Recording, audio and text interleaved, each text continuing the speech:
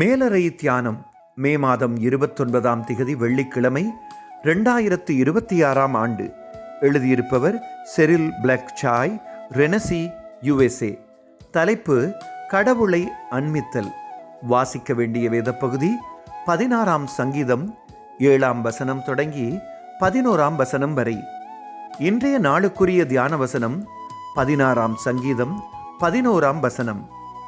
ஜீவ மார்க்கத்தை எனக்கு தெரியப்படுத்துவீர், உம்முடைய சமூகத்தில் பரிபூரண ஆனந்தமும் உம்முடைய வலது பாரிசத்தில் நித்திய பேரின்பமும் உண்டு.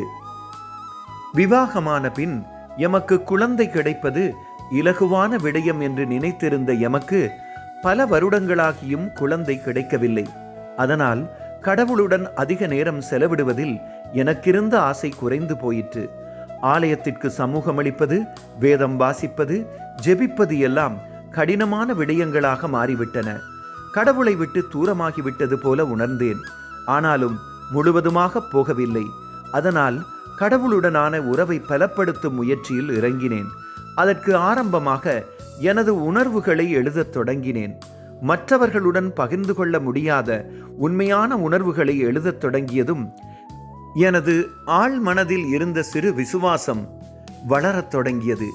எழுத எழுத நாளடைவில் நான் திரும்பவும் கடவுளை அண்மித்ததை உணர்ந்தேன். சக விசுவாசிகளுடன் இணைந்து கடவுளை ஆராதிப்பதற்கு எனக்கு சிறப்புரிமையை தந்த விசுவாச சமூகத்தினருக்கு எனது நன்றியை தெரிவிக்கிறேன். நான் எழுதிய போது கடவுளின் பிரசன்னம் என்னுடன் இருந்ததற்காக விசேஷ நன்றியுடையவளாக இருக்கிறேன். துன்பம் அல்லது துயரம் ஏற்படும் நேரத்தில் கடவுளுடன் தொடர்பு கொள்வதற்கு, புதிய வழிகளை தேடுவதற்கு நேரமும் காலமும் இல்லை. கடவுள் எப்போதும் காத்திருக்கிறார். ஜெபம். அன்பான கடவுளே, உங்கள் பிரசன்னத்தை எங்கள் வாழ்வில் உணர்ந்து கொள்ளவும், உங்களை அண்டிச் சேர புதிய வழிகளை கண்டுகொள்ளவும் ஞானத்தை தாருங்கள். ஆமேன். இன்றைய நாளுக்குரிய சிந்தனை.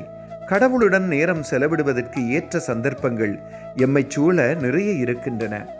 கர்த்தருடைய அன்பும் இரக்கமும் பிரசன்னமும் இந்த நாளில் உங்கள் அனைவரோடும் கூட இருப்பதாக.